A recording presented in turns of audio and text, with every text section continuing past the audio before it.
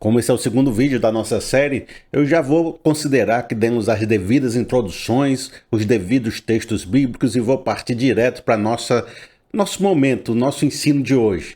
Agora veja que eu tenho um certo incômodo com o título, a frase que eu coloquei aí para vocês, porque eu acho que se a gente mudasse poucas palavras dela, ela ficava mais saudável. Porque a frase do jeito que está aí, olha, como fazer para ser abençoado, como fazer para conseguir essa provisão de Deus, como fazer para receber se Deus proverá, ela é parte do problema, entendeu? Eu vou explicar para vocês e à medida que eu for explicando para vocês, eu vou modificar essa frase para ela ficar melhor.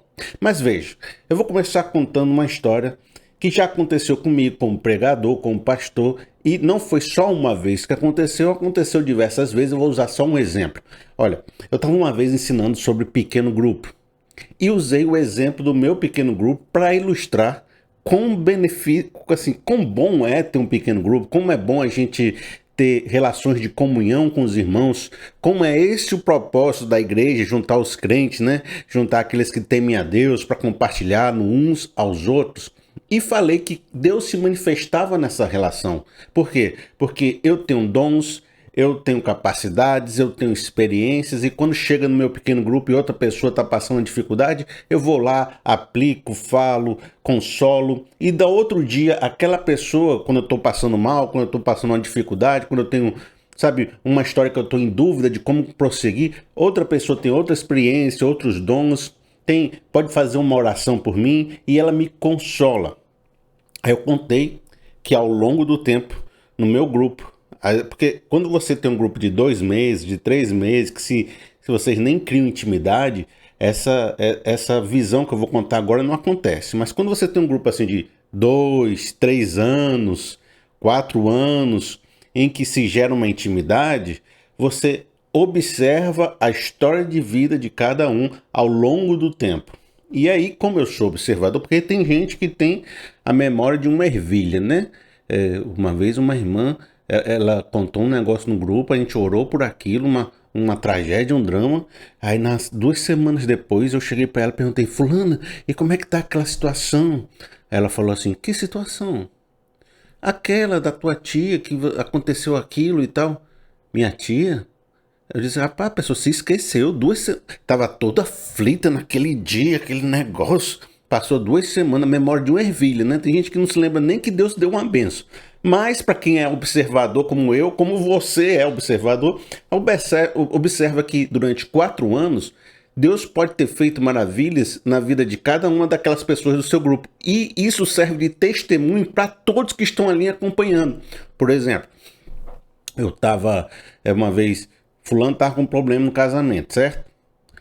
Isso não aconteceu não, é só exemplo para você entender como o testemunho ao longo do tempo fica forte para quem está participando junto. Aí ele passou um drama, depois Deus restaurou.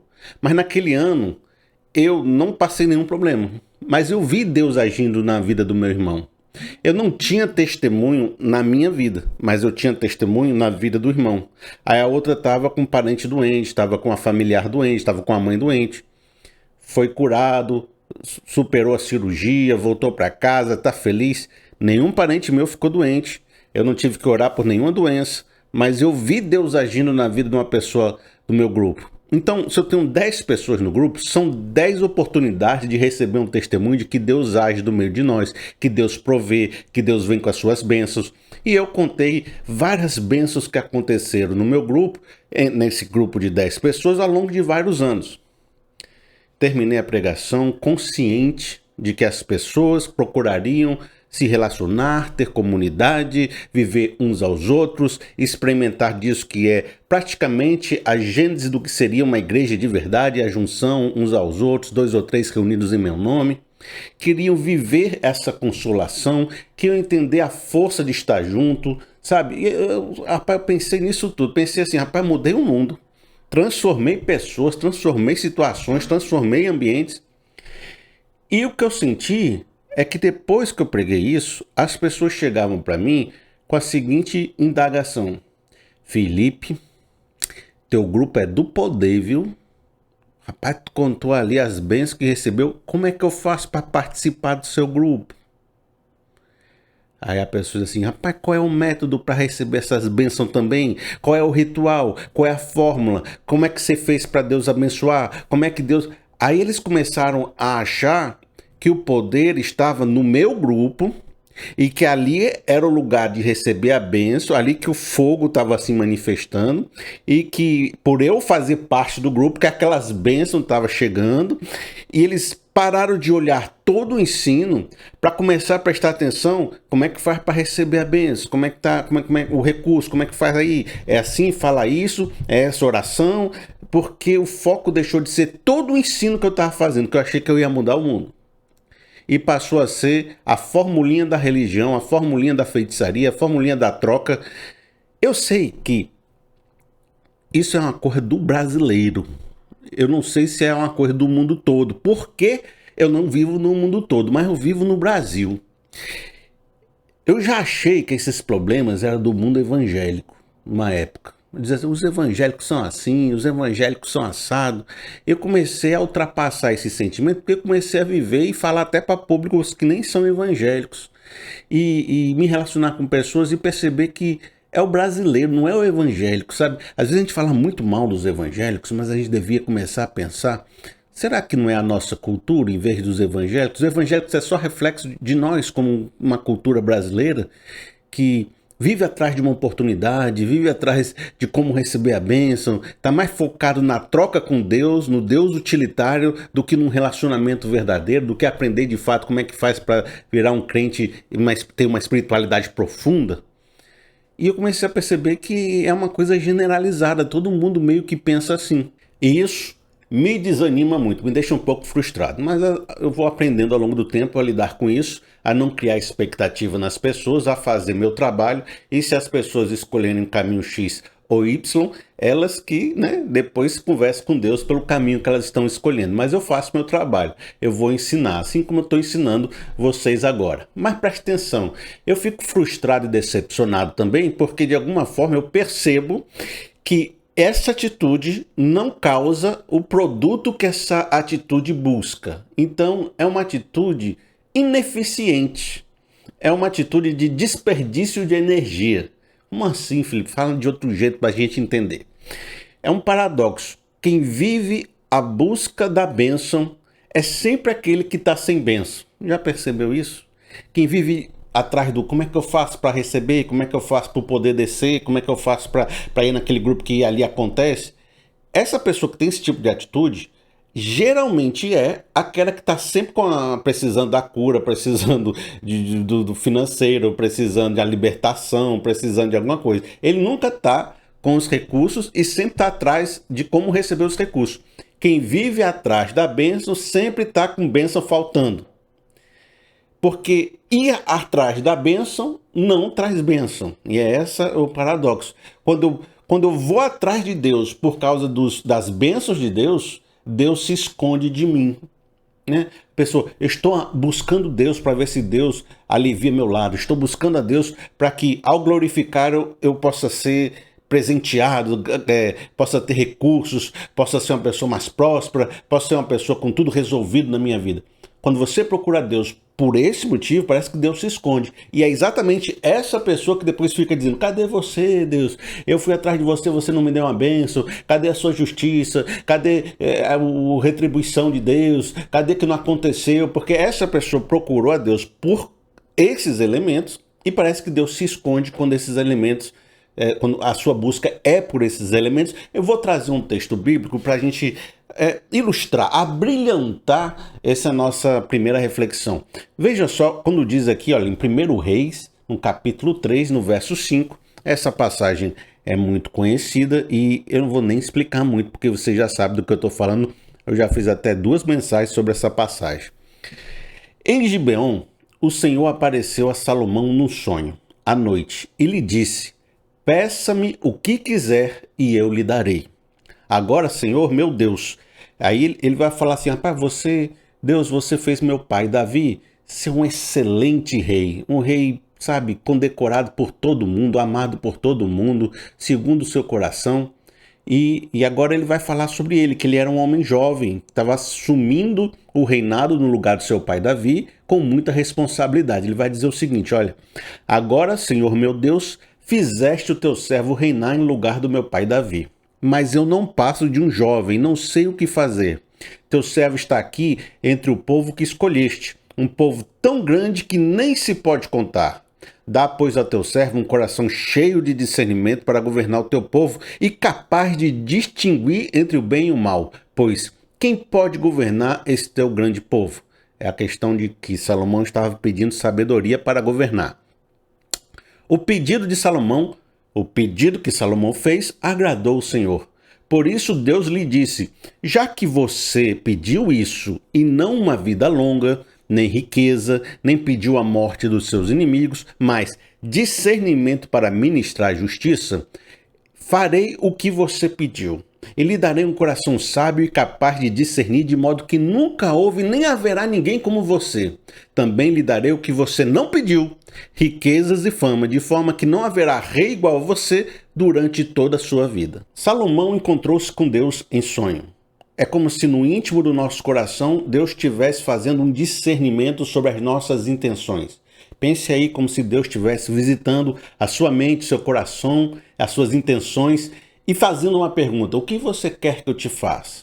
Agora, essa pergunta é uma pergunta pegadinha, né? Porque é uma pergunta que, na verdade, está fazendo uma provação da sua alma. Eu estou perguntando para saber o que sai de dentro de você. Às vezes a gente faz perguntas para saber o que a pessoa está pensando, como é que ela enxerga a vida, o que está passando pelo seu coração.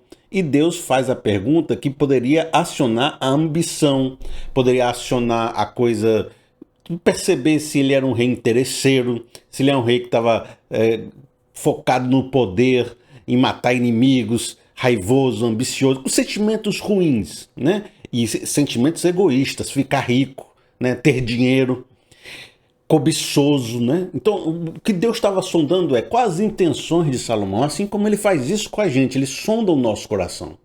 Aí quando Salomão botou para fora que a sua intenção era a preocupação com o reino, preocupação com as pessoas, com a responsabilidade da missão que ele estava recebendo, para poder fazer isso da melhor forma possível, para aprender como fazer isso como seu pai fez, para cuidar de pessoas, cuidar de gente, cuidar dos recursos, ser um bom administrador, um mordomo fiel das coisas que Deus colocou na mão dele, aí Deus disse, olha, esse propósito, essa missão tem tudo a ver com o que eu quero realizar nessa terra, através da sua vida, através de tudo que você está fazendo. Por isso, porque você demonstrou, pelo menos nessa época, Salomão demonstrou, que você tem essa intenção purificada, que está muito mais focado numa missão para, né? Eu quero receber de Deus algo para fazer pelas pessoas, uma missão para, né? É o recurso para, um auxílio para, não é o auxílio para mim. É auxílio para eu fazer algo, é auxílio para eu me envolver numa missão, é auxílio para eu me envolver num projeto de Deus. Então Deus confirmou o reino dele, Deus ajudou ele com muitos recursos e disse, olha, eu vou te dar sabedoria, e porque eu vou te dar sabedoria, vai vir junto também a riqueza, né? O reino forte, que os inimigos não podem suplantá-lo, vai vir tudo junto, porque a partir do momento que nós estamos na mesma luta, na mesma missão, os recursos espirituais chegarão. Os recursos do Deus proverá vão prover o seu reino, vão prover a sua vida.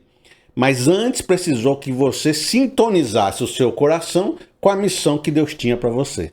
E aqui você está compreendendo nossa primeira reflexão. Se você ficar correndo todo dia atrás da bênção, a bênção vai correr de você. Mas se você correr atrás de um propósito, de uma missão, de algo que envolva pessoas, envolva sociedades, que seja necessário nesse mundo, em qual você será uma resposta de Deus para transformar vidas, transformar a fome, transformar desigualdades, transformar pessoas com corações feridos, trazer um ambiente de paz, trazer um ambiente unido, produzir coisas que façam as pessoas serem mais felizes, desenvolver relacionamentos, criar filhos bem, ser um mordomo fiel das coisas que Deus colocou na sua mão, esse é uma missão que Deus vai se aproximar de você.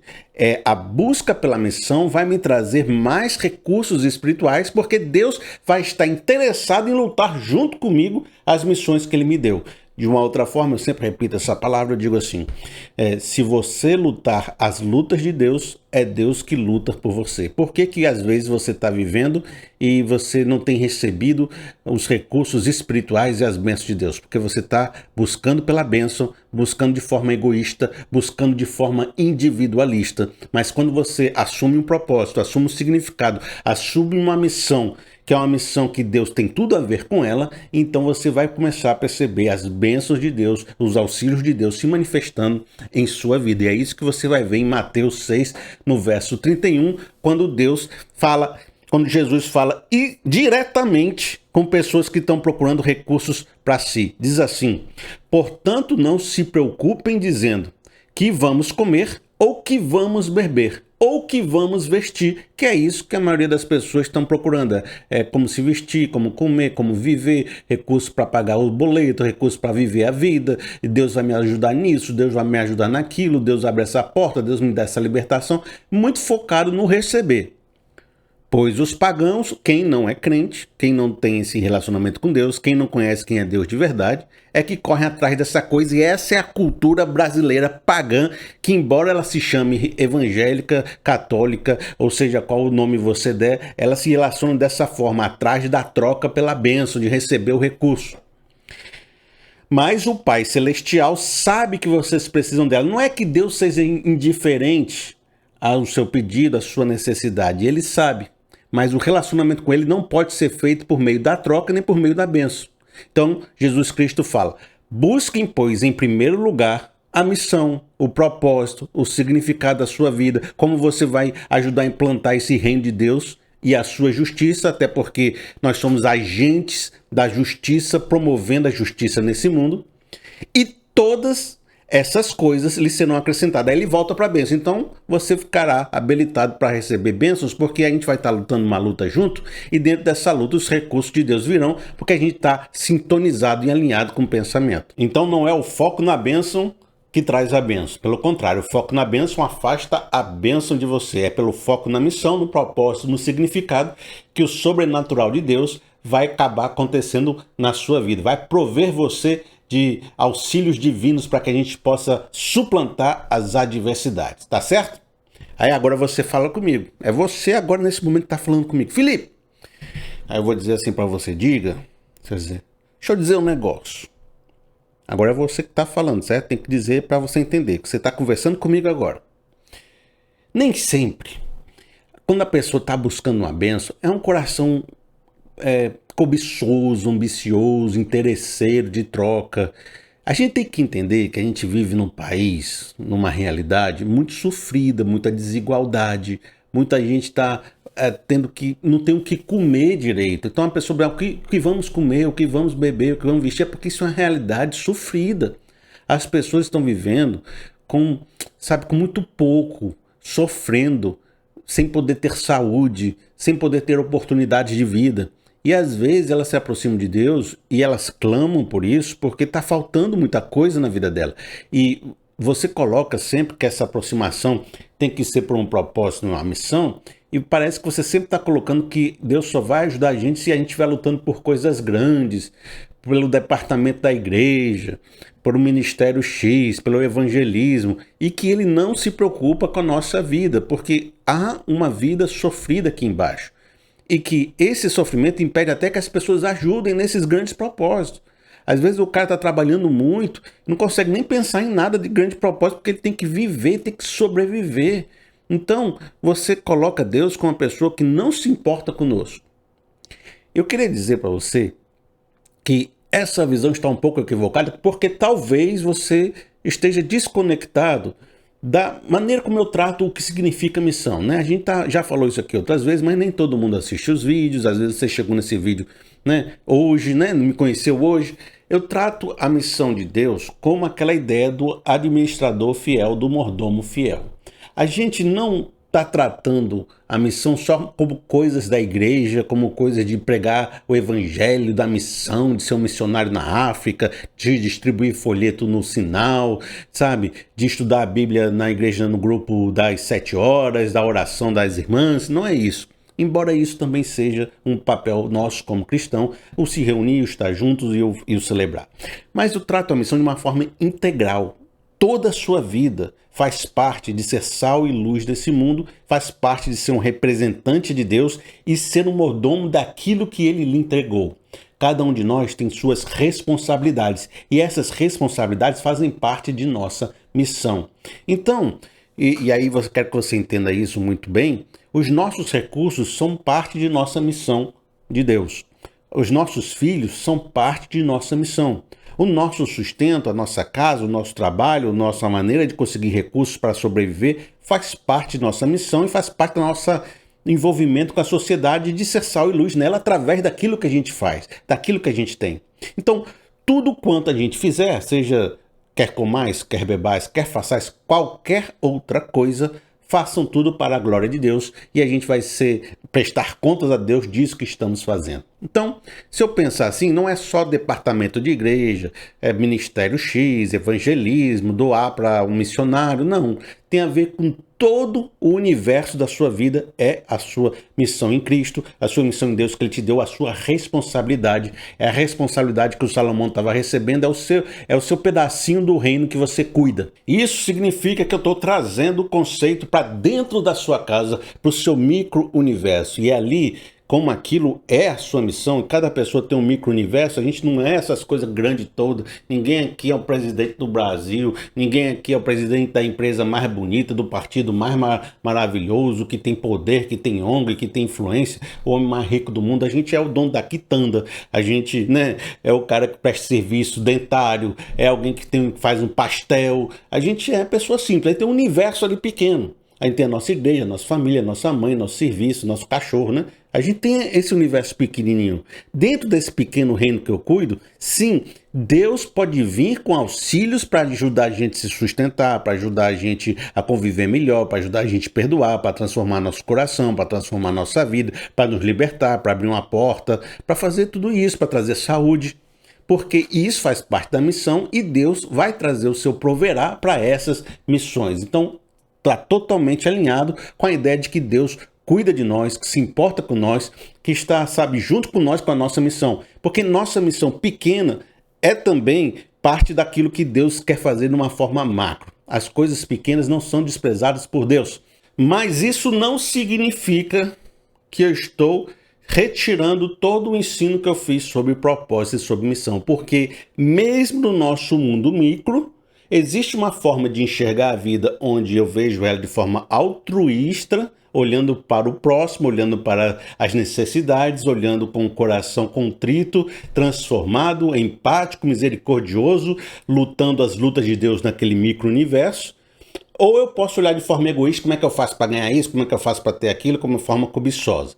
Então, mesmo no meu micro-universo, eu posso enxergar as missões, a vida como uma missão de Deus, ou a vida de forma egoísta. E você sabe que é uma pessoa mesquinha perto de você, o seu amigo da pastelaria você conhece, sabe perceber quando ele é um cara interesseiro e mesquinho, e você sabe o outro amigo da pastelaria que ele é um cara do bem, de coração legal, que está lutando ali junto contigo, quer lutar, quer fazer as coisas para o bem acontecer e enxerga aquilo como um propósito, um significado. Você vê isso no seu micro-universo, você vê isso nas pessoas. Então, quanto mais você for o mesquinho, o procurador da bênção, mais Deus vai se afastar de você. E quanto mais você for alguém que está lutando a luta de Deus naquele seu micro-universo, mais Deus vai virar com seus auxílios para a sua vida. Por isso, entendendo que você está com o coração alinhado, que Deus perguntou para você, o que queres que eu te faça? Deus está visitando seu coração e fazendo essa pergunta para saber o que sai de dentro do seu coração.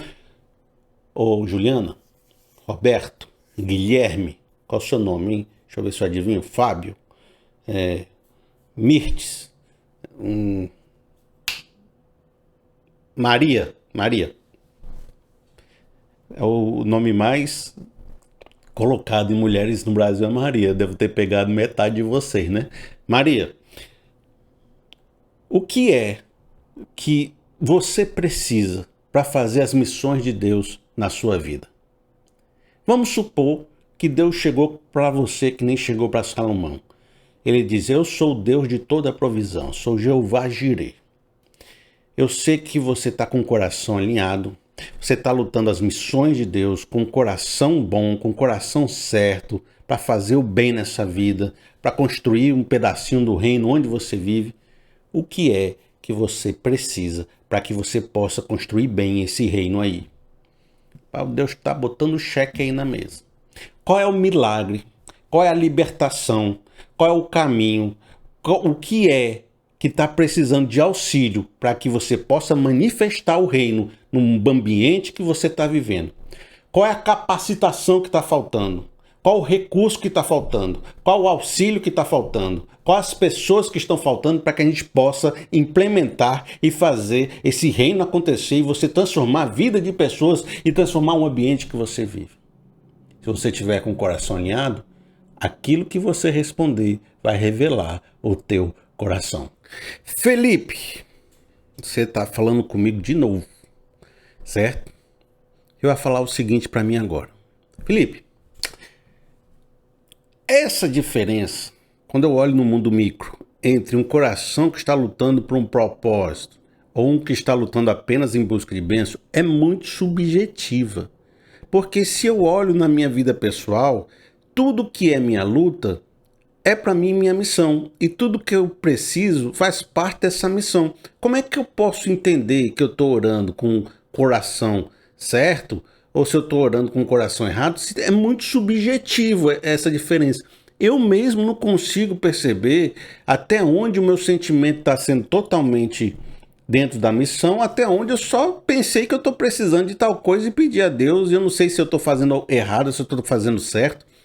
É muito subjetivo isso para a gente conseguir, num relacionamento com Deus, alinhar o nosso pensamento. Olha, você tem toda a razão de novo. Assim, é o seguinte, eu não consegui nunca na minha vida, ao longo desse tempo todo, 45 anos que eu tenho, encontrar uma pessoa que tem um pensamento tão purificado, que tudo que ela fala está totalmente livre de qualquer questão do coração, qualquer ambição, qualquer interesse.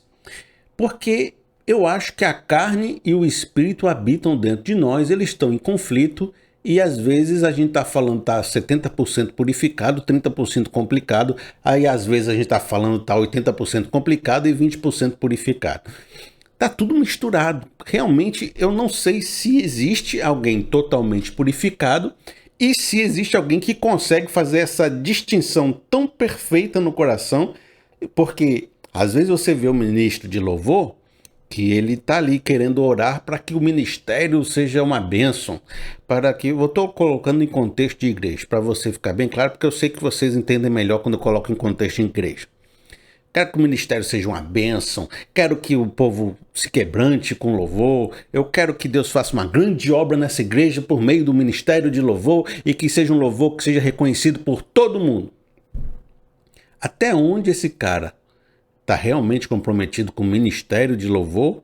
Ou até onde ele quer cantar para multidões, ele quer aparecer no palco, ele quer, sabe, ser um artista, que a fama subiu a cabeça dele, ele sempre se sente muito bem quando é aplaudido, porque há de você perceber que muitos músicos evangélicos são músicos fiéis a Deus, de coração bom para Deus, mas que tem um ego grande, são cheios de vaidades, são cheios de complicação. Você não percebe isso?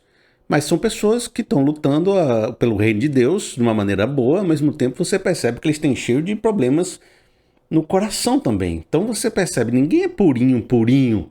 A gente tem um pessoal que é meio misturado. Tem gente que está mais próximo do puro e tem gente que está mais próximo do carnal. Mas purinho, acho que só foi Jesus. Então, realmente a gente tem uma dificuldade de perceber isso, mas eu vou dar aqui para você um certo caminho, uma certa dica para você encontrar uma maneira de você fazer sua autorreflexão. Primeiro você tem que estabelecer uma coisa, você tem que sair da questão de que Deus não quis me ajudar, Deus não é bom, Deus é mau, por que Deus não me ajuda? Vamos retirar essa questão, que essa questão fica tirando de você a análise e colocando a análise em Deus. Toda a primeira aula, tudo que a gente está conversando foi para dizer, Deus é galardoador daqueles que o buscam. Deus Ele tem prazer em nos ajudar, em liberar recursos. Ele é o Deus que liberta, Ele é o Deus que provê, Ele é o Deus de toda provisão. Ele é bom, Ele gosta de nós. Ele deu o seu Filho por nós, sendo nós ainda pecadores. Ou seja, a gente nem merecia e Deus derramou sua graça sobre nós. Então, vamos partir desse ponto. Deus quer nos abençoar. Vamos parar de questionar isso. Isso não é mais uma questão, isso é um fundamento.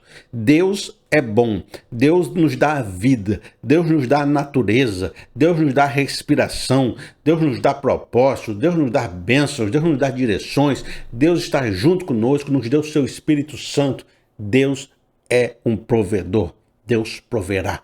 Coloque isso aqui como certo, certo? Tá aqui, tá certo. Isso aqui eu não posso mexer nisso. Isso é um fundamento. Agora a segunda coisa, você observa a sua vida. Aí você vai observar, vai dizer assim, rapaz, eu estou vendo que Deus está provendo na minha vida, que Deus está vindo com auxílio, que Deus está me dando propósito, que Deus está abrindo portas, que as missões que eu tenho feito têm sido lutas difíceis, complicadas, mas Deus tem abençoado, eu estou aqui em pé, estou mostrando que eu sobrevivi, estou mostrando que quando foi fechada uma porta, Deus abriu uma janela e eu fui, eu encontrei caminhos. Deus proveu na minha vida, eu consigo reconhecer esse Deus agindo. Então aqui é uma experiência, e se você está tendo essa experiência, você não está com nenhuma dúvida dessa que a gente colocou, porque você está vivendo, você já sabe, já está aproveitando e usufruindo, Deus proverá. Então provavelmente, isso eu não posso dar certeza, você está pedindo com o coração mais próximo da intenção certa do que da errada, certo? Mas vamos supor que o fundamento está aqui, ó, Deus, Ele é provedor. Ele vai prover, Ele vai auxiliar. Mas você começa, então, a perceber que a sua vida não está recebendo nenhum auxílio. É só desgraça em cima de desgraça, é só problema em cima de problema. Você não vê o auxílio de Deus, você não vê Deus vindo com libertação, você não vê Deus, sabe, destravando sua mente, te dando sabedoria, te dando capacidade. Você só faz sofrer, só faz se lascar, só faz achar coisa ruim. Então, isso é um sinal. É um sinal de que algo está errado e talvez seja na maneira como você tem se relacionado com Deus e talvez seja muito mais o seu coração complicado em busca de bênção que não traz a bênção, certo? Porque se Deus dá e eu não estou recebendo, eu não estou vivendo essa provisão, eu não estou dizendo nada de ficar rico, eu estou dizendo nas lutas e nas missões que Ele nos deu, existe um problema, existe um sinal que há um problema na minha relação com Deus. E se há um sinal de que essa relação com Deus está problemática, então eu tenho que investigar as minhas intenções e sondar meu coração e começar um processo reflexivo. Então, o que você tem que fazer? Você tem aquela frase, estou voltando para o começo, onde eu falei que talvez a gente ia mexer um pouquinho na frase. Você tem aquela frase, como ser abençoado por Deus? Esse como está indicando uma intenção do coração da busca pela bênção, né? Eu quero ser abençoado, como é que eu faço para receber? Era aquele problema que eu falei no começo com vocês. Por isso que eu não gosto muito dessa frase. Olha, como é que eu faço? Qual é o método? Qual é o grupo que eu participo para receber a bênção? O como? Ele traz esse sentimento. Então, esse tipo de palavra não é a palavra que você deve ter no coração. Como receber a bênção? Não é isso que deve mover os seus sentimentos, sua cabeça. Mas, uma vez que você entende que Deus é o provedor e você deveria estar recebendo a bênção, deveria estar recebendo os auxílios para a sua missão, a boa pergunta seria, por que eu não estou sendo abençoado? Essa é a pergunta, porque ser abençoado é o padrão. Era para todo mundo ser abençoado, receber os auxílios de Deus. Por que não estou sendo abençoado? Essa pergunta é uma pergunta investigativa e não mais assim, mais parecida com interesse, como fazer, mas assim, por que não? O que há em mim que está causando esse problema? Será que meus sentimentos... Aí você começa uma investigação profunda, sincera, pedindo até a Deus que te revele, que te mostre, que, sabe, dê luz aos seus sentimentos, que mostram que você está errando. Sabe que o salmista sempre pediu isso, né? Sonda-me, ó Deus, e vê se há em mim algum caminho mau. E aí você pode... eu percebo que todo mundo que começa esse tipo de investigação acaba encontrando uma resposta, acaba encontrando um caminho. Então, o caminho da investigação é um caminho bom, propositivo. E se você estiver no caminho da investigação, eu tenho certeza que Deus vai te auxiliar a encontrar esse discernimento, porque já é aí, nesse caminho, a busca pela sabedoria que Salomão pediu. Embora você tenha que tomar cuidado, que Salomão começou bem e terminou mal, né? Então, mesmo você começando bem, talvez seja, ao longo da sua vida, seja importante você sempre voltar essa pergunta. Quais são as intenções do meu coração? Sonda, meu Deus, e vê se há em mim algum caminho mau. Mas aí, tudo que a gente falou até aqui propôs uma reflexão, né? Não estou falando só para você mudar a frase e tal, não. Já fizemos uma reflexão. Qual foi a reflexão? Estou pedindo com foco na bênção, ou eu estou pedindo com propósito, uma missão para um significado maior, em busca da manifestação do reino por meio da minha vida? Porque se eu estiver buscando pela manifestação do reino por meio da minha vida, as demais coisas vos serão acrescentadas. Mas se eu estiver buscando o que comer, o que pedir, né? O que comer, o que vestir, como vamos viver, cadê o dinheiro? Essa bênção, Deus meio que se afasta, né? A busca pela bênção faz a bênção nunca chegar. Mas a busca pelo reino faz a bênção se manifestar. Essa foi a primeira reflexão que nós tivemos hoje. Mas, Felipe, você está falando comigo de novo, né? Tá vendo que eu estou fazendo aprofundamentos de reflexão? Porque nesse formato que eu trabalho com vocês agora, que não é mais o formato de pregação, que eu tinha um tempo muito limitado, que as pessoas se relacionavam mais pelo emocionalismo, e acabava que depois de eu pregar várias vezes eu percebi que as pessoas não tinham entendido o que eu estava dizendo.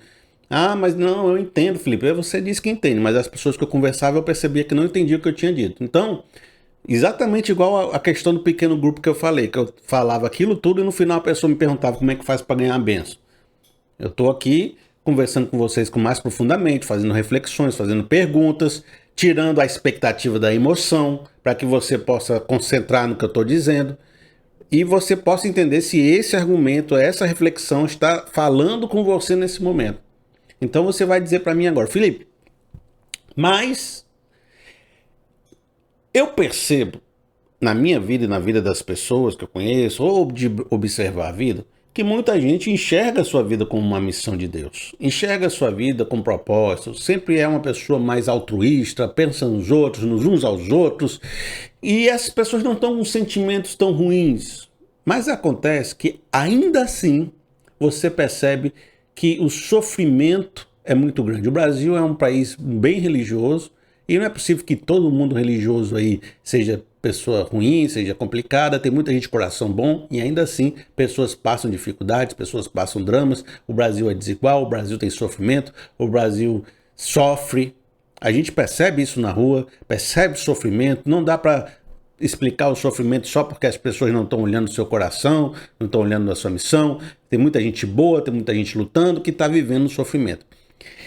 E talvez você esteja vivendo muito sofrimento, mesmo sendo um crente muito fiel, muito alinhado, sabe? E esteja também sentindo falta dos auxílios de Deus, mesmo sem culpa nesse processo. Vamos colocar aqui, você não tem culpa nesse processo, certo? Você está sofrendo e você fez tudo certo. E Deus não está vindo com auxílio. Esse é o problema. Você se sente injustiçado, se sente, sabe, machucado pela vida.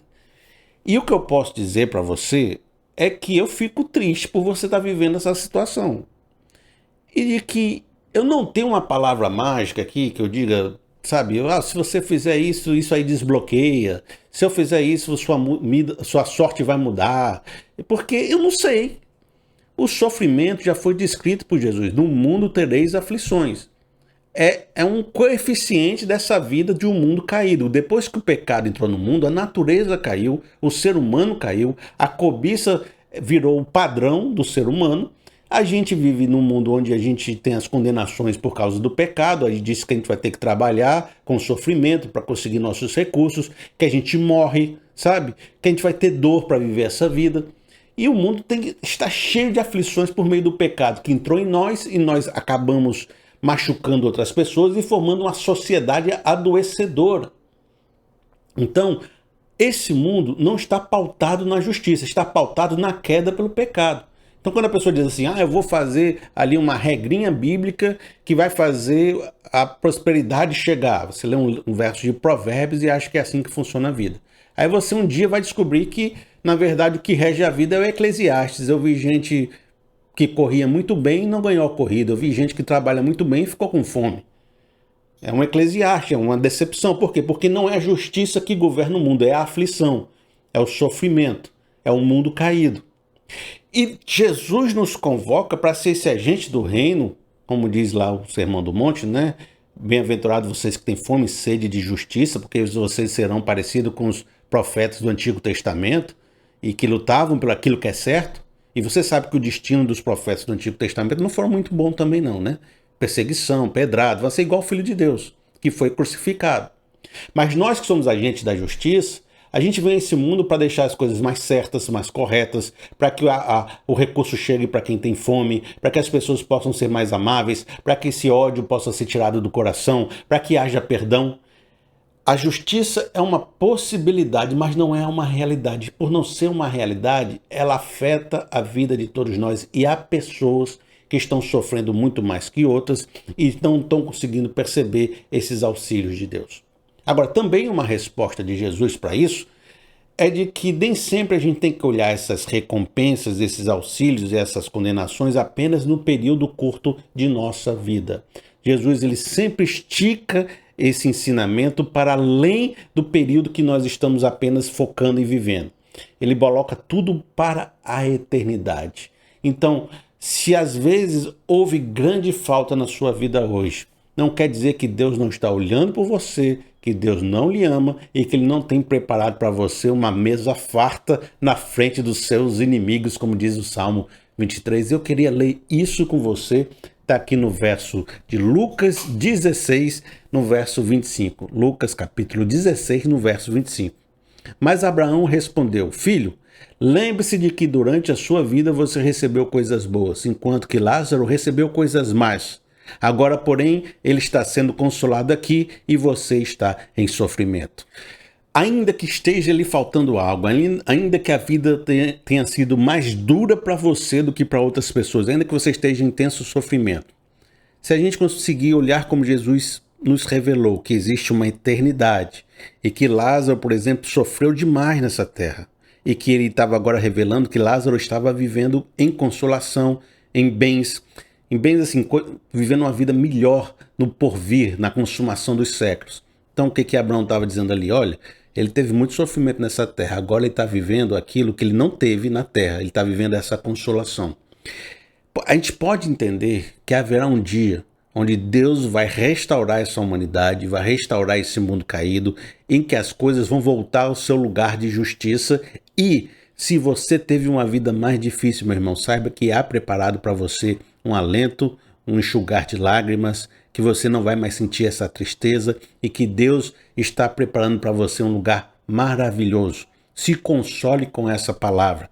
E se você ainda não tem experimentado essas bênçãos de Deus, pelo menos experimente a bênção da presença de Deus, do Consolador perto de você, porque Deus pode consolar o seu sentimento, pode te trazer conforto, pode falar contigo, pode conversar, pode ser uma companhia, pode ser um auxiliador do seu emocional.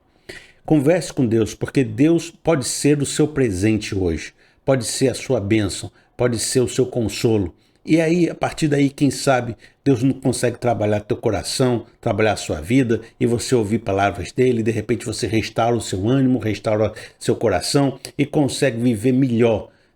Às vezes nem sempre mudando as circunstâncias, mas só porque mudou seu coração, a vida fica um pouquinho melhor, tá certo? Que Deus possa fazer isso na sua vida. E essa palavra é para quem tem zero recurso, certo? É para a pessoa que está ali realmente debaixo de peia, debaixo de pedrada. E não tem a vida foi pedrada. Essa palavra é a palavra que talvez eu tenha para você. Confia de que há um tempo preparado para os propósitos de Deus, nem que seja na eternidade. E que Deus hoje possa ser o seu presente, o seu consolo e o seu auxílio. E eu não consigo falar nenhuma palavra mágica para mudar isso. Faz parte do mundo aflitivo que a gente vive. Zero recurso, essa palavra para você. Mas nós estamos fazendo uma reflexão que diz que pode haver em nosso coração, em nossa visão de vida, em nossas atitudes, algo que esteja impedindo esse Deus abençoador que é um fundamento, né? Então nós estamos tirando esse aspecto de pessoas que têm zero, estão vivendo estão glorificando a Deus nas suas aflições. Estou colocando esse pessoal aqui como um caso à parte. Você é a pessoa que não tem erro nenhum na vida, não tem problema nenhum para mudar no coração, está totalmente fiel, totalmente certo, está com todas as coisas alinhadas, ainda assim tem sofrido só pedrada na vida, e essas pessoas existem. Então você está nesse caso aqui que eu coloquei para a eternidade, e como Jesus coloca, ele estica as coisas para a eternidade, certo? Então você está aqui, você não faz parte desse pessoal da reflexão. Eu não estou falando isso de forma irônica, não. Estou realmente considerando que existe boa parte de gente que está fazendo tudo certo, está sofrendo. Aqui. Agora, considerando que Deus é abençoador, que pode também nos abençoar nesta vida e nessa terra, né? Tanto que o Pedro fala assim: Jesus, nós que deixamos tudo, casa, família, dinheiro, recursos, para te seguir, a gente vai receber alguma coisa? A gente vai ter alguma coisa? Aí Jesus fala, olha, não há ninguém que tenha deixado família, mãe, pai, negócio, tudo, por minha causa, que não vai receber 30 vezes mais, eu nem sei quantas vezes mais, 100 vezes mais, nesta era e no porvir. Então tem a pessoal do porvir, e às vezes tem um pessoal que também recebe já aqui um adiantamento, como sinal do reino, para fazer a obra, para os recursos da obra. Então, pode ser que você receba nessa vida, e porque Deus é um Deus abençoador, se não for no porvir, será agora. Então vamos considerar se a gente entende que Deus é abençoador, se não existe, e a gente não está experimentando essa bênção, se não existe em nós, na maneira que nós estamos vivendo a vida, vendo a missão, vendo os recursos, um problema que está impedindo essa bênção de se manifestar. Então, primeira reflexão foi, veja se o seu coração está numa atitude, né, cobiçosa, egoísta, focado na bênção, ou se você está vivendo essa vida na busca pela manifestação do reino no seu coração, na sua vida, com uma missão, com um coração mais altruísta. Essa foi a primeira reflexão, tá certo? Anotou no seu caderno? Tá bonito? Tá fixado? Tá assentado o conhecimento? Vamos para a segunda reflexão? Para a segunda reflexão, vamos começar com Mateus capítulo 7, no verso 7 e verso 8. Um verso muito conhecido que fala muito ao meu coração. Peçam e lhes será dado. Busquem e encontrarão. Batam e a porta lhes será aberta. Pois todo que pede, recebe. E o que busca, encontra. E aquele que bate, a porta será aberta. Quem me conhece sabe que eu costumo repetir esse verso algumas vezes nas minhas pregações. Porque talvez você ache que eu só leio esse verso e fico repetindo porque só lembro dele. Mas não é isso. É porque esse verso me confronta. Esse verso me inspira. Esse verso me faz sair da minha posição de passividade. E toda vez que eu estou querendo algo de Deus, eu lembro desse verso. Toda vez que eu estou querendo realizar algo na vida, estou querendo chegar em algum ponto, estou perguntando para Deus por que eu não estou alcançando aquilo. Toda vez esse verso volta e diz, peçam, busca, haja, vai atrás, corra, faça. Porque eu vejo nesse verso o princípio da proatividade. É quando Jesus diz, olha, você vai querer os recursos de Deus nessa vida, você vai querer realizar coisas, você vai querer que a missão seja implantada. Mas, se você ficar em casa pedindo e falando só, não acontece nada. É necessário que haja uma atitude sua, para uma ação forte, para fazer as coisas acontecerem. Você precisa de coragem, ousadia, de vontade de ação, de sair lá fora nessa vida e fazer o que tem que ser feito para conseguir esses recursos. Os recursos vêm com a ação, vêm com um coração que está disposto a fazer as coisas acontecerem. A gente viu isso na palavra passada, no coração dos apóstolos, quando eles falaram em Atos 4, no verso 29, da seguinte forma. Agora, Senhor, considera as ameaças deles e capacita os teus servos para anunciarem a tua palavra corajosamente. Você observa aqui que eles têm muita vontade de fazer a despeito de toda a adversidade e ameaça.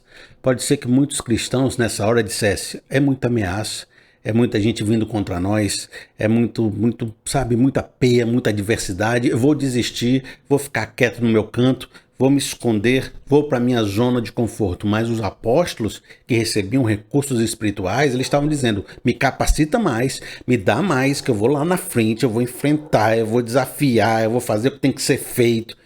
Esse tipo de atitude de ser proativo, de ir à luta, de ir atrás, de colocar sua fé em ação, de colocar sua energia, seu coração, sua disposição, esse tipo de atitude é honrado com muitos auxílios, é honrado com muitas bênçãos. Por quê? Porque Deus está apoiando quem está na frente da batalha, Deus está apoiando quem está assumindo a bronca, Deus está apoiando quem está assumindo a missão com todo o seu coração, com todas as suas forças.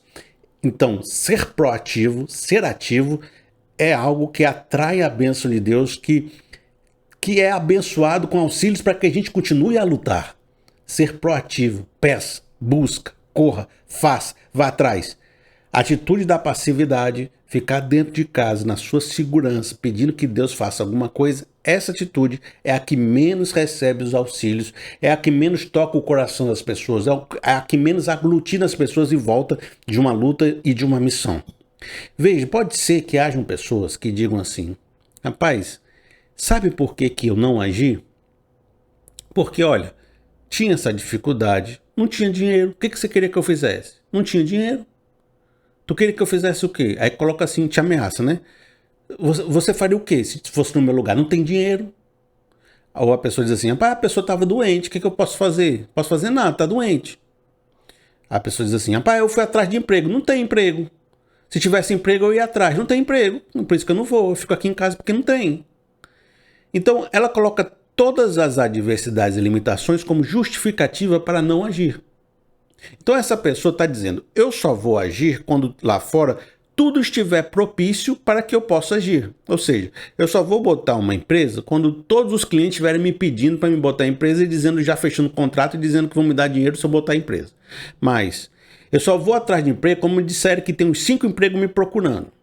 Eu só vou atrás de saúde quando a minha saúde estiver perfeita e eu puder ir atrás de saúde. Ou quando tiver todos os recursos, todos os planos de saúde, tudo pronto, aí eu vou atrás da saúde.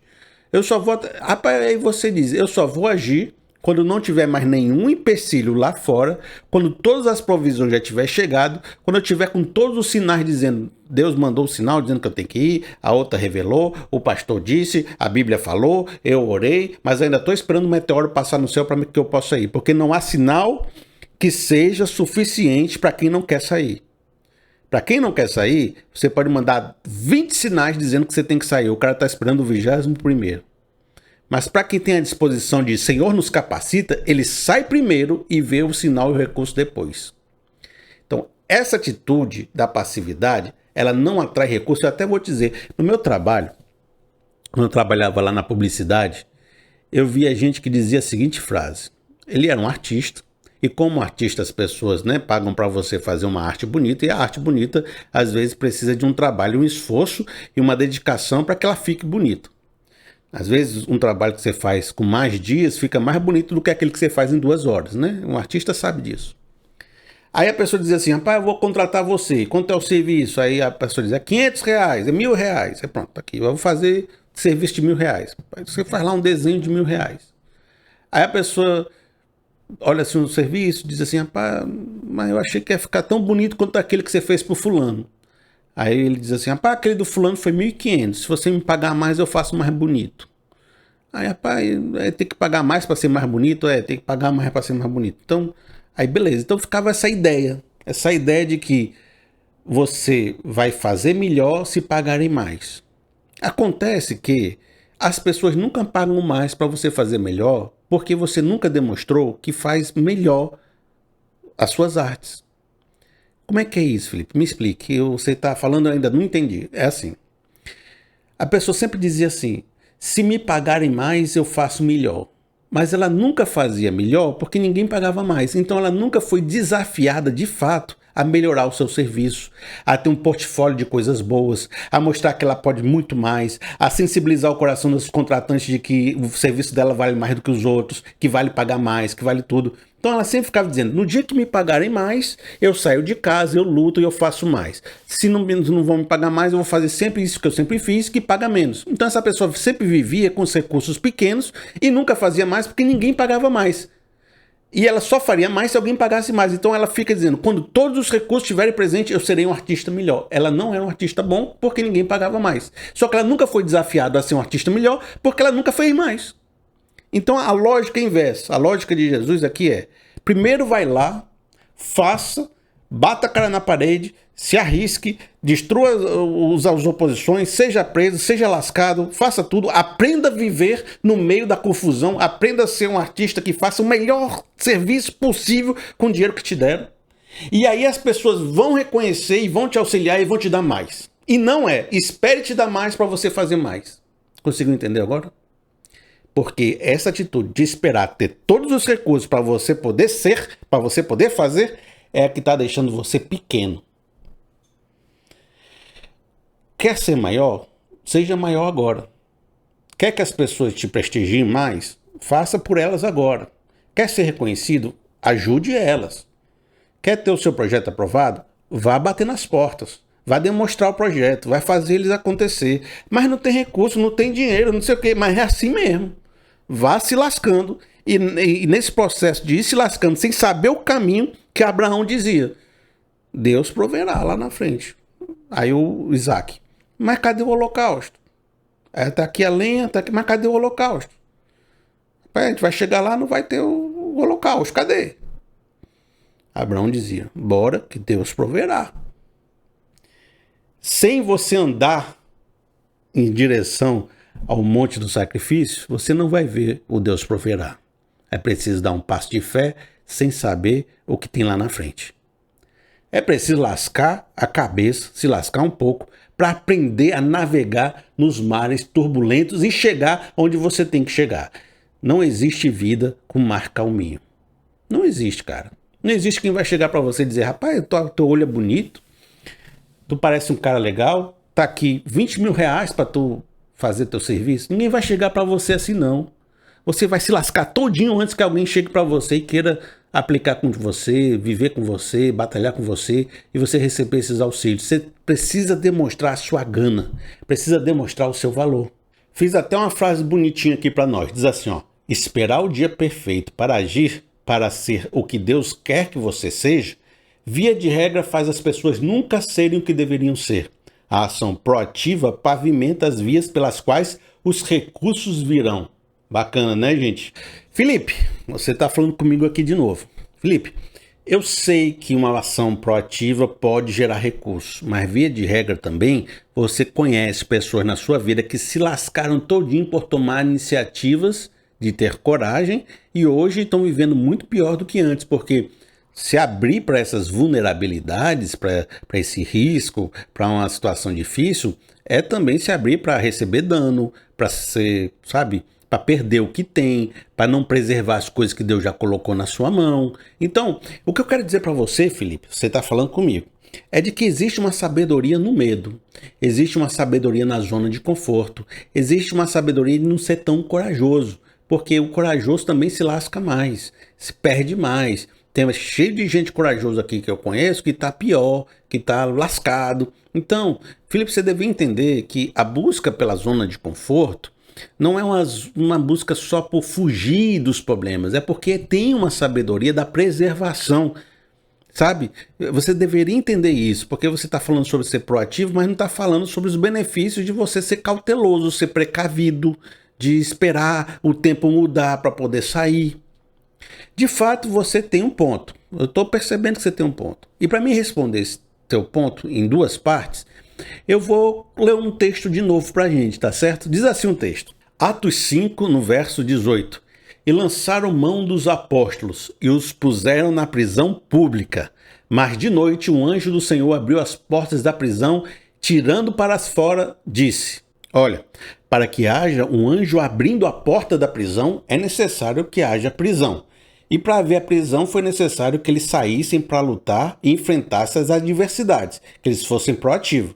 Se eles ficassem em casa, não haveria o confronto, não haveria a prisão, não haveria o anjo.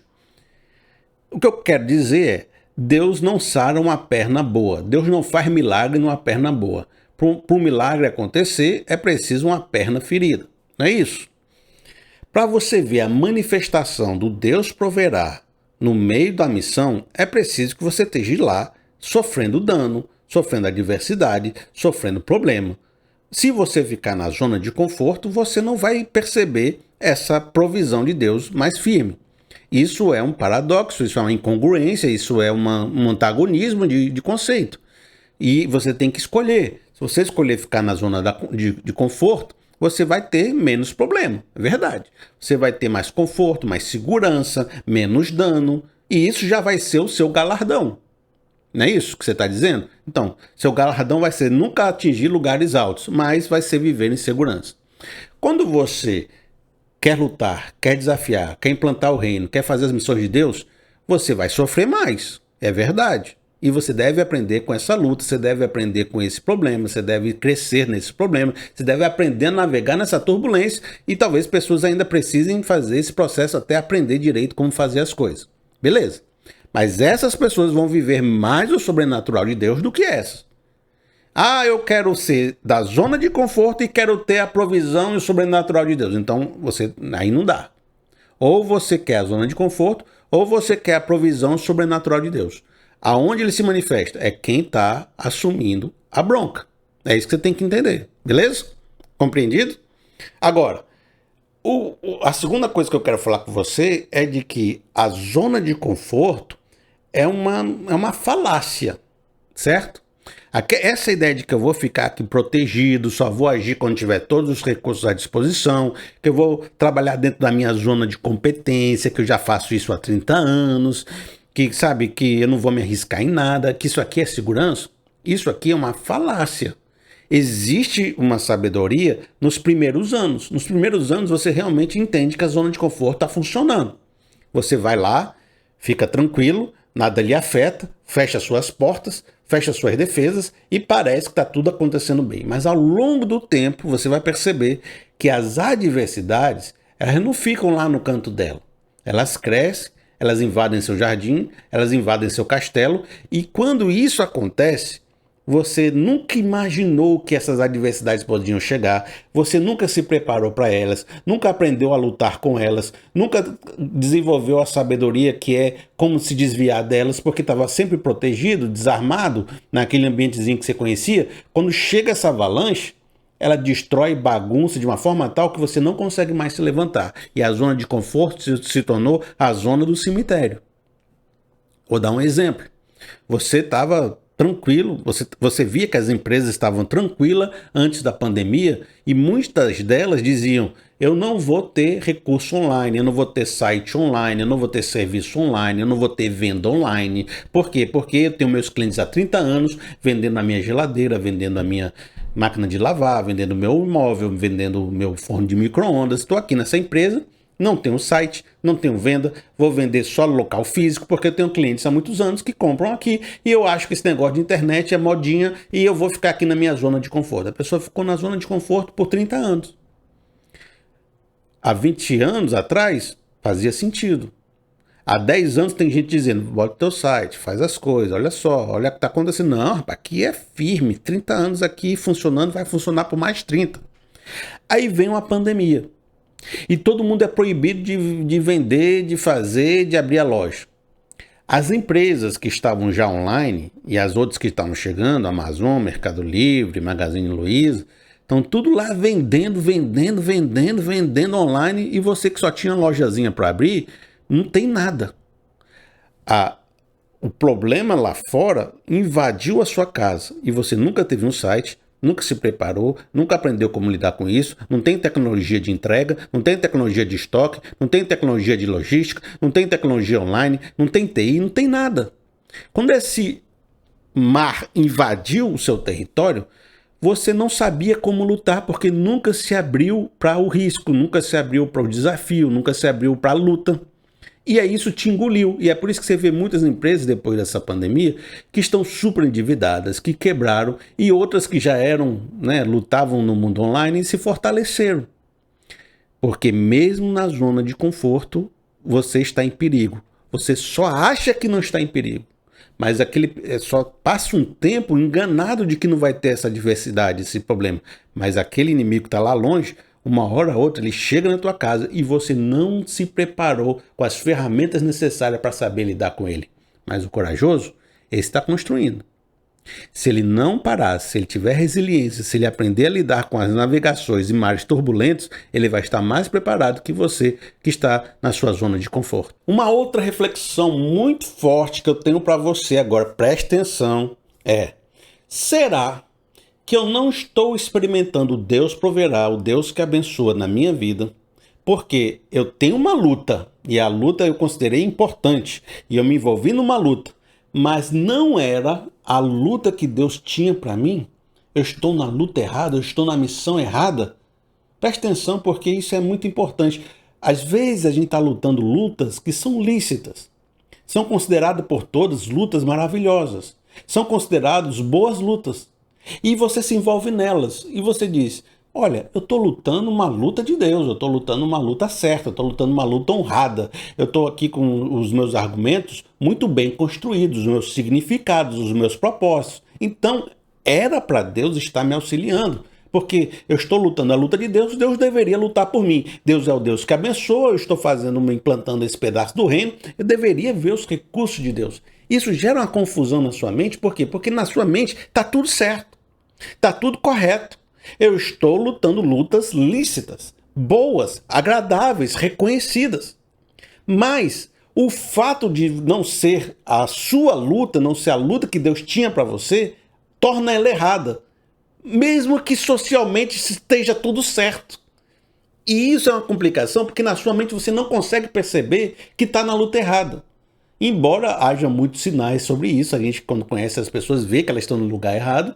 Você mesmo não percebeu isso, porque na sua mente a luta que você está lutando agora é lícita, embora não seja para você. Eu vou dar um exemplo bem básico para que você possa entender. Vamos supor que você é um carro de passeio, ou um carro de luxo, um Passat, um carro bom, um carro bonito, vamos ver um carro bonito, eu não sei o nome de carro bonito, mas é um carro bonito, um Cruze. Tem Cruze ainda? Um Cruze, não sai de linha não? Um Cruze bonitão, tal. Você é um carro de passeio, um carro forte, um carro vigoroso, um carro rápido, pega ali aquele asfalto, vai, passa, chega no destino na hora. Mas você tá doido para viver no deserto do Saara, no 4x4, enfrentando buraco na Caatinga, enfrentando lama não sei aonde, na Mata Atlântica. Você quer meter o carro nesse lugar, porque ali tem um projeto de Deus para você entrar na fazenda, botar seu carro, pegar os bois e fazer as coisas. Beleza. Você mete seu Cruze no meio da lama para botar um boi em cima dele, para fazer as coisas em cima dele. Meu irmão, esse carro não dura uma semana. Porque ele é um carro excelente, maravilhoso, potente, faz tudo que manda ele fazer no lugar certo. Mas se você botar ele para carregar um boi no meio de uma lama, no meio de uma fazenda, você quebra esse carro todinho. Aí você vê Deus como gestor. Bote aí um recurso aí para o fulano, para ver se ele faz a missão dele. Aí bote aí botou gasolina no seu Cruze, no seu carrozão, bonzão. Aí foi carregar um boi e o carro quebrou. Aí Deus, bota aí na oficina para consertar. Aí, conserta. Bota aí de volta aí, para ele fazer as coisas que ele tá querendo fazer. Aí tu vai lá para dentro da fazenda para ver os gado. O carro não chega nem no meio, tem que ser rebocado porque atolou num barreiro de novo. Aí vai pegar lá, vai mandar o outro carro buscar ele, pega o guincho, tal, bota aí, conserta aí, emendou o freio, ajeita aí de novo. Você não consegue dar 5 dias que você tem que ter auxílio de Deus. Você não consegue uma semana sem que Deus tenha que te salvar. Você não consegue 2 meses sem que tenha a família toda fazer uma reunião para dar um dinheiro para você continuar, porque você está na luta errada. Quando você é um carro de passeio andando no meio de uma fazenda carregando boi, você quebra toda semana. Você precisa de auxílio toda semana porque você não foi feito para aquilo. Entendeu? Eu dei um exemplo bem simples para você entender. Mas carregar um boi, viver uma fazenda, construir na fazenda, não é algo lícito? É. Mas é para você? Não. E você lutar a luta que não é para você, você se lasca. Toda cruz, toda missão tem uma cruz. Toda luta tem um peso. Toda luta tem uma responsabilidade. E para cada luta tem a pessoa certa para aguentar o peso daquela luta. Existem lutas que precisam de uma pessoa que foi forjada naquele ambiente desde criança. Existem lutas que precisam de pessoas que aqueles desafios são naturais. E você pega uma pessoa que não está preparada para aquilo, não foi forjada daquilo, não tem a criação para aquilo, não tem o sentimento para aquilo, e coloca ela lá, ela rende muito menos e precisa de 1000 vezes mais auxílios do que outros que já estão fazendo aquilo. E é isso a revelação para você. A sua luta, o seu lugar está equivocado, você está no lugar errado. Se você pegar esse carro e botar na estrada certa, no lugar certo, ele vai andar muito mais rápido que um trator, vai andar muito mais rápido que uma 4x4, vai ser mais econômico, vai ser mais confortável, vai te deixar revigorado quando você fizer o trabalho que tem que ser feito. E isso significa que eu não estou dizendo para você ser menos. Porque a pessoa diz assim, eu quero aquele lugar. Aí eu tenho que dizer para você, não queira aquele lugar não, porque você tem que ser... tem que frutificar menos nesse lugar. Não, estou dizendo assim, você no lugar certo, frutifica mais, quebra menos e precisa de menos recursos. Você no lugar errado precisa todo tempo estar sendo ajudado, porque não era para você estar fazendo aquilo. Então você vive uma espécie de limbo. O que é o limbo? É que você nem é o que você quer ser e nem está sendo o que você deveria ser. Vamos supor que você é um excelente, vou colocar também bem prático, bem cotidiano. Você é um excelente vendedor, mas botou na sua cabeça que você tem que viver da guitarra. Mas, meu amigo, você não é um bom guitarrista, você não está naquela vida de músico, aquela vida viajando, não é vida para você, você não aguenta aquilo. Mas você está aí se lascando para tentar ser um guitarrista. Você não é um guitarrista, não é músico, não vive aquela vida de artista, aquilo não é para você. Aí você nem consegue ser aquilo e nem é o excelente vendedor que você é. Então, aí você fica nesse meio do campo que você nem frutifica e só vive quebrado, só vive dizendo, Deus, por que você não manda o auxílio? Por que você não está ouvindo o que eu estou dizendo que não é para você estar aí? De novo, vamos fazer aquela reflexão que a gente fez? Vamos considerar que Deus, por fundamento, é o Deus que abençoa. Se eu estou vivendo a provisão de Deus, se eu estou vivendo a bênção de Deus, se eu estou vivendo o auxílio de Deus na missão, então está tudo certo, não preciso dessa palavra. Mas se eu não estou enxergando essa provisão, essa missão, esse auxílio, essa bênção, essa libertação na minha vida, então, sabendo que Deus é o Deus que abençoa e eu não estou vivendo isso, isso é um sinal de que eu estou no lugar errado, na situação errada, com disposições erradas, com sentimentos errados. E se eu entendo que isso pode ser um sinal para mim de que eu estou no lugar errado, seria importante eu fazer uma reflexão e voltar atrás. Porque há de ser que os nossos amigos motivacionais, coaches ou pastores, ou seja o que for, diga, seja resiliente, seja perseverante, não desista, porque no final da curva a sua bênção vai chegar, e vai, e vem, e tudo. E pode ser que a palavra para você seja, desista logo. Volte atrás logo, não fique insistindo em mato que não sai coelho. Porque o teu lugar não é aí. E quanto mais rápido você desistir, mais rápido tu volta para a curva que era sua e mais rápido você frutifica. Então, a palavra para você não é perseverar, a palavra para você é desista em nome de Jesus. Eita, nós. Recebe um desista em nome de Jesus? E quando desistir, de repente seja importante você tirar um momento para você fazer uma reflexão. Quem eu sou? O que é relevante para mim, como eu me encaixo melhor nas situações, o que eu faço que é realmente produtivo, frutificante, o que é o meu lugar nessa vida. Porque talvez esteja faltando essa sondagem na sua vida, essa autorreflexão. Porque quando você conseguir se encaixar melhor, você vai ver que os frutos virão de forma natural, que os auxílios virão de forma natural. As pessoas vão reconhecer a sua ação como algo natural. Você não vai precisar ficar fazendo esforço para ser o que não é. Entendeu? Será que esse não é o seu caso? Existe uma nuance que pouca gente consegue perceber nisso que eu estou falando. É uma via alternativa de autorreflexão. E talvez você tenha dificuldade de me entender agora o que eu vou falar. Mas se você já chegou nesse ponto do vídeo, é sinal de que você já está no nível avançado de reflexão, né? Já está indo no mais profundo da autorreflexão, então você está querendo eu aprofundar um pouco mais. E eu vou pedir que você, respire fundo, que essa daqui você precisa ter um pouco mais de atenção para conseguir entender. Para você entender isso de legal, eu vou contar sobre um livro, como essa nuance está próximo desse negócio de que você está no lugar errado, mas é diferente a interpretação. Eu vou contar para você a experiência que eu tive ao ler um livro. O livro se chama Todo Mundo é Incompetente, Inclusive Você. É um livro antigo. Eu tinha aqui em casa as capas caindo, deve ser 1950, né? É antigo, velho, tá? Não é sabedoria nova de coaching, nem nada, é antigo. Todo mundo é incompetente, inclusive você. E esse rapaz tinha uma tese nesse livro que eu achei excepcional. Preste atenção. Ele diz o seguinte: o cara, vamos supor que ele era um auxiliar no escritório. Ele trabalhou como auxiliar, fez um serviço bom, aí todo mundo gostou dele. É um auxiliar ali no depósito de vendas, da loja de vendas, do magazine de vendas. Ele era auxiliar maravilhoso, tal. Aí eu pensei, rapaz, esse cara é tão dedicado, é tão forte, é tão vigoroso, é tão bom, ele tá indo pra cima, tá indo pra baixo, ele demonstrou que tem capacidade, vamos promover ele a vendedor. Aí ele virou vendedor. Aí ele virou um melhor vendedor, o vendedor vendia tudo tal e fazia, acontecia. As metas todas eram batidas por esse vendedor. O pessoal diz, rapaz, que vendedor maravilhoso, que vendedor bom, que vendedor capacitado, que vendedor maravilhoso. Vamos botar ele como supervisor da equipe de vendas, porque essa capacidade dele vai fazer ele supervisionar todo mundo bem. Botou aqui como supervisor, pá, vendedorzão e tal, não sei o que, e botava o pessoal para vender, fazia as escalas, fazia tudo e tal. Fantástico, melhor supervisor da empresa.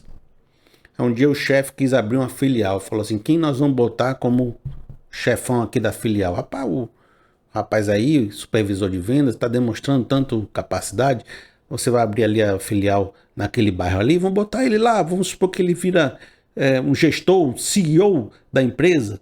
Aí você botou o gerente de vendas para ser o CEO da empresa.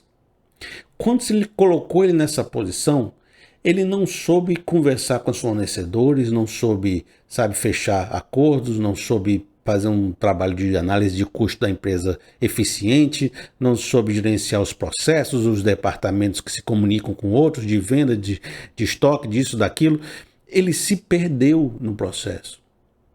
E hoje, ele alcançou essa posição, está lá com aquela empresa, o faturamento está mais baixo, as dificuldades estão grandes, e ninguém tá, ele tá ali, parado, numa posição que ele alcançou, que ele foi glorificado por estar nessa posição, mas ele não é bom nessa posição. E ninguém consegue diminuir ele de cargo porque ele fez todo o caminhozinho para chegar nesse cargo. Ele era bom auxiliar, ele é bom vendedor, ele era bom supervisor, mas ele é um péssimo chefe. É um péssimo gestor, um péssimo CEO. E ninguém quer rebaixá-lo, porque ele alcançou, ele por mérito essa posição. Ele virou parte do dono da empresa, ele virou acionista da empresa. Ele está naquele lugar. Ninguém vai rebaixar ele porque ele virou praticamente o dono. Ele está ali. Mas ele é péssimo naquilo. Então, o que ele diz? Todo mundo é incompetente se tiver numa posição errada. E todo mundo é incompetente quando você vai sendo promovido e chega na sua zona de incompetência, ninguém te promove mais e ninguém te rebaixa mais. Então tu passa a vida na sua zona de incompetência, porque acharam que você poderia subir, chegou lá, você ficou ruim, ninguém te bota para baixo, ninguém te bota para cima. Você virou incompetente. Por isso que tem muito executivo incompetente. Entendeu o conceito? Conceito do livro? E é mais ou menos isso que eu tenho para dizer para você. Muitas vezes você viveu um caminho que foi super frutífero, e na sua mente você diz, eu estou numa missão certa, sabe por quê? Porque eu tenho esse testemunho para contar, eu tenho aquele outro. Eu já vivi várias coisas boas nesse meu caminho que demonstram que Deus queria que eu estivesse nesse caminho. Então, eu estou na missão certa, eu estou no caminho certo, eu estou na luta certa, eu estou com a disposição certa e tenho testemunhos que digam que eu estou na posição certa. Mas tem 5 anos que eu só enfrento pedrada e adversidade na vida. E eu não entendo. Deus, eu vivi 20 anos bem contigo e tem 5 anos que eu tô na peia, que eu não sei o que está acontecendo, por que você não está me auxiliando mais. Mas foi 5 anos atrás que o pessoal te reconheceu tanto que te colocou numa posição que era a sua zona de incompetência.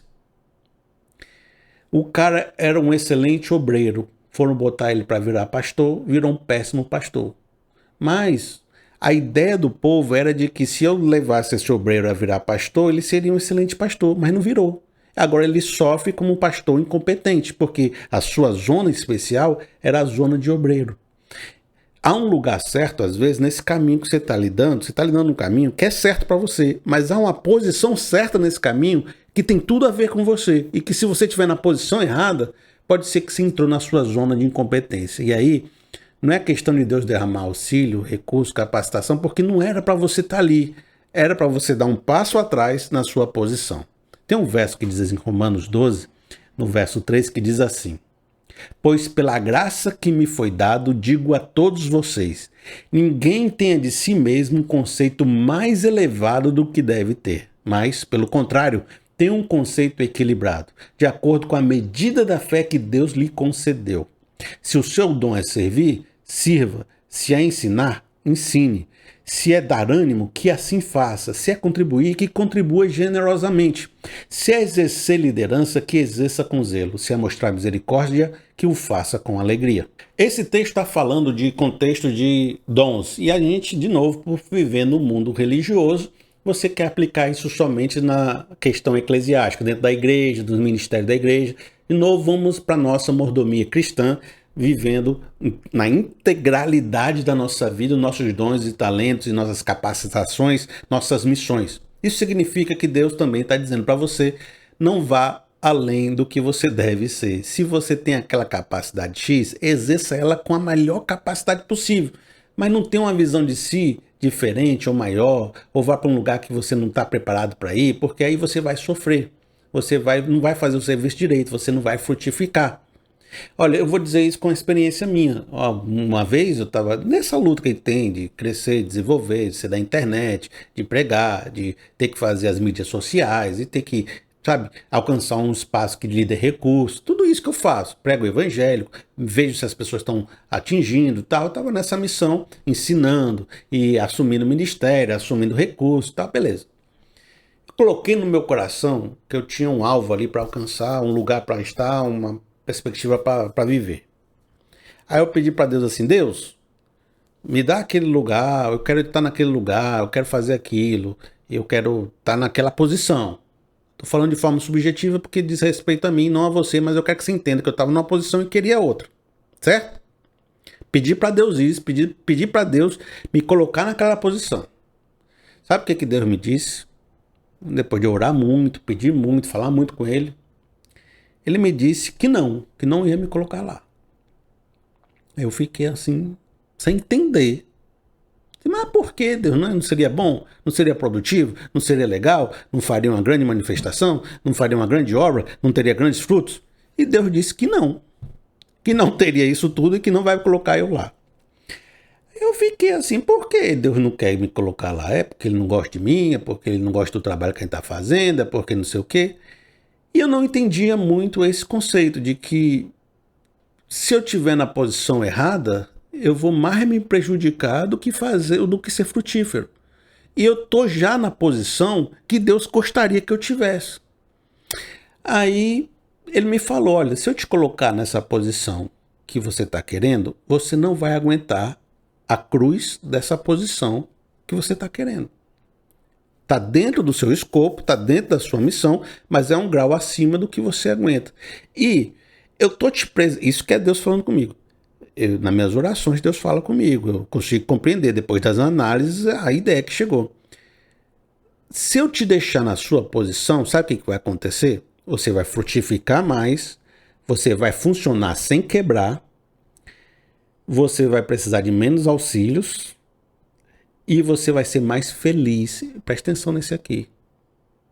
Você vai ser mais feliz, vai viver mais feliz com a sua família, vai viver mais feliz com seus filhos, vai viver mais feliz com a sua história. Porque também é propósito de Deus que a gente seja feliz. Recebe isso, meu irmão? Está pensando só em mistérios, está pensando só em trabalho, está pensando só em missão. E a felicidade, e a sua alegria, e o seu galardão, e a sua tranquilidade de vida, a sua paz de espírito, a paz que excede todo entendimento. Não seria também um propósito, não, para Deus te dar? Aí, dito e feito, ele me falou isso. De vez em quando, Deus me dava uma provinha do que era aquele lugar. Diz assim, rapaz, eu vou te colocar nesse lugar aqui só por uma semana. Aí Deus me colocava nesse lugar, sabe o que acontecia? Eu sofria tanto, eu me desgastava tanto, eu ficava infeliz, eu me acabava todo. Aí eu dizia assim, não, Deus, não, Deus, valeu, me bota lá de volta, me bota lá de volta. Porque eu aprendi que estar no lugar que Deus queria que eu estivesse, mesmo que não fosse o lugar que eu queria, fosse um passo atrás, era frutificar mais, ser melhor e ser mais feliz.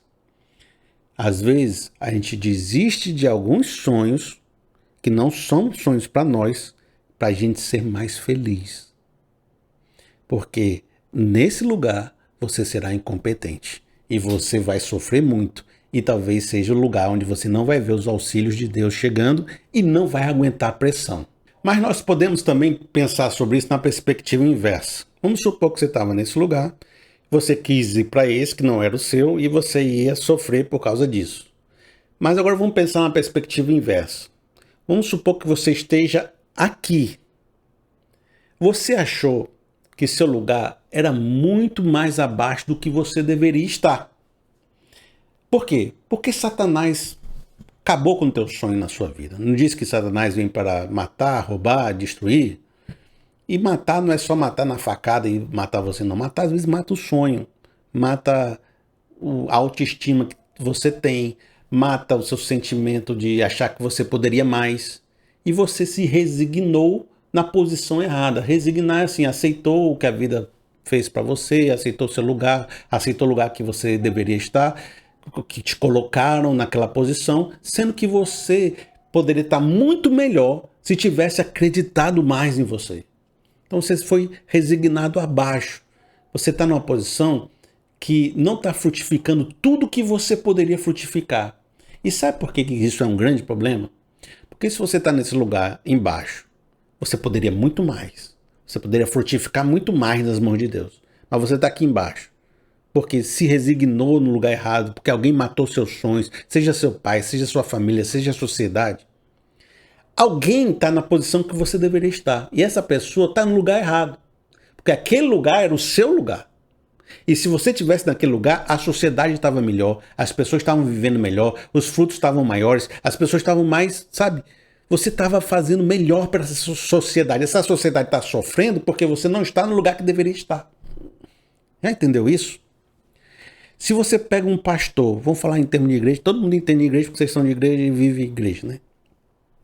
Você pega um pastor que não era para ser pastor e coloca numa frente de uma igreja de 500 pessoas, essa igreja vai sofrer porque botou uma pessoa que não era para estar ali, não tinha capacidade para estar ali, não está fazendo trabalho errado e as pessoas estão sofrendo porque aquela pessoa não deveria estar ali. E você, que era para ter aceitado o chamado de pastor, está como professor de EBD e era para você estar sendo pastor daquela igreja. Aí, por que você não aceitou? Porque você achou que não tinha capacidade? Porque você achou que não deveria estar lá? Aquela igreja toda está sofrendo porque outra pessoa que não tem a capacidade teve que aceitar o serviço que era seu. Então, existe pessoas que estão sem a autoestima suficiente, sem a visão suficiente para entender que elas podem muito mais. Eu, como discipulador, às vezes eu principalmente no tempo passado, que eu ajudava pessoas a melhorar de profissão, dando alguns conselhos e tal, eu já peguei um rapaz uma vez que ele era excelente profissional, ele tinha uma capacidade nível 10, mas ele não acreditava nele. Os pais dele não acreditavam nele. Ele achava que ia passar fome se exercesse o que ele queria fazer.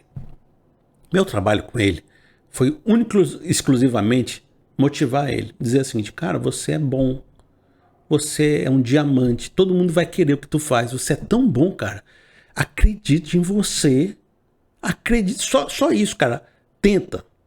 Aí o pai dele tava preocupado, a mãe dele preocupada, porque ele não vai ter futuro se ele tentar isso que ele quer fazer. Aí eu falei pro pai dele assim, olha, eu acredito tanto no seu filho, ele é excelente, deixa eu fazer um acordo aqui contigo. O menino tá doido para fazer a profissão dele. Dê 2 anos para ele. Vamos fazer um teste? 2 anos. Se ele der certo, em 2 anos, você deixa ele ir para frente nessa profissão. Se ele der errado, aí ele vai fazer o que você quer. Botei na mesa assim, pá. O menino fez, não deu 6 meses, estava ganhando mais que a mãe, estava ganhando mais que o pai. Por quê? Porque tudo que ele precisasse era alguém que acreditasse nele, que dissesse que ele podia. É que nem o Deus falando para Gideão, né? Vai, poderoso guerreiro. Não, mas eu sou menor da casa do meu pai, eu sou menor da minha família, eu não tenho poder, eu não posso nada. E o anjo falando, né? Deus falando para Gideão, você pode, vai, vai, poderoso guerreiro, rapaz, vai que você consegue. Existem, às vezes, capacidades dentro de você que já estão contigo. É como se Deus, você dissesse assim, Deus, derrama os recursos. E Deus dissesse, rapaz, eu já te dei os recursos. Só falta tu acreditar e fazer, porque o recurso já está contigo. Já pensou se você já tivesse todas as capacidades para ser muito mais do que você é, mas você acreditou que não podia? Com essa visão satânica na sua vida dizendo que você não pode? Eu vou contar uma ilustração que parece às vezes que não tem nada a ver com o que a gente está falando, mas tem.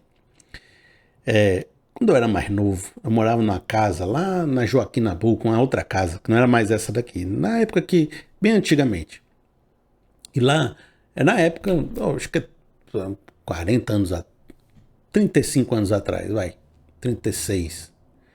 Nessa casa, minha mãe construiu a casa todinha, mobiliou a casa todinha, mas tinha uma sala especial que tinha os melhores móveis. Tinha a sala normal, que a gente convivia, e tinha a sala da visita, que eram os melhores sofás, um abajur lindo, um tapete maravilhoso, uma mesa de centro. Era uma sala com uma cortina pintada.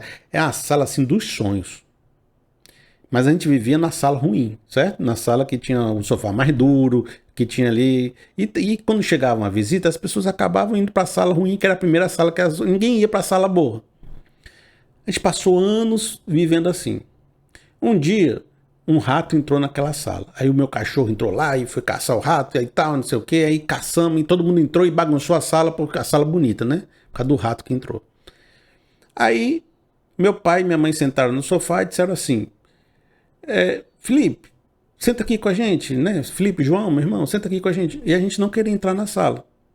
Aí, mas por que não pode? Por que vocês não querem sentar aqui com a gente? Não, porque essa é a sala que a gente é proibido de entrar. Então, naquele dia, meu pai e minha mãe, e principalmente minha mãe também, pensou, rapaz, a gente tem uma sala tão bonita, ao longo de vários anos, a gente proibiu as pessoas de entrarem nessa sala, porque era proibido para não sujar, o sofá bonito, aquela coisa toda. E a gente não aproveitou nossa sala, nós estamos mudando de casa já, essa sala vai deixar de existir. E ninguém viveu a sala.